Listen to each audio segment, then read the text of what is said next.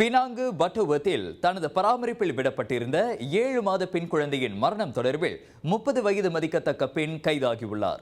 விசாரணைக்கு உதவும் பொருட்டு 4 நாட்கள் அவர் தடுத்து வைக்கப்பட்டிருப்பதாக சபராங் பராய்தங்கா போலீஸ் தலைவர் அசிஸ்டன்ட் கமிஷனர் ஹெல்மி ஆரிஸ் தெரிவித்தார். சுயநினைவற்ற நிலையில் அனுமதிக்கப்பட்ட பெண் குழந்தை ஒன்று மரணமடைந்திருப்பதாக சபராங் ஜயா மருத்துவமனை கொடுத்த தகவலின் பேரில் போலீஸ் விசாரணையில் இறங்கிய போது அக்குழந்தை பராமரிப்பாளர் கைதானார். வேலைக்கு செல்லும் நாட்களில் பெற்றோரால் அக்குழந்தை அப்பெண்ணிடம் விட்டுச் செல்லப்பட்டு வந்துள்ளது. சம்பவத்தன்று தொட்டிலில் குழந்தை தூங்கிக் கொண்டிருந்த போது அது படித்திருக்கும் வாட்டத்தை அப்பெண் சரி செய்ய முயன்றுள்ளார். அப்போது குழந்தை பேச்சு மூச்சு இன்றி கிடப்பதை கண்டு பதறியவர் உடனடியாக மருத்துவமனையில் சேர்த்தார். எனினும் அக்குழந்தை பின்னர் உயிரிழந்தது உறுதி செய்யப்பட்டது. பிரேத பரிசோதனையில் மூச்சு குழாயில் ஏற்பட்ட தொற்று காரணமாகவே குழந்தை உயிரிழந்தது உறுதியானது.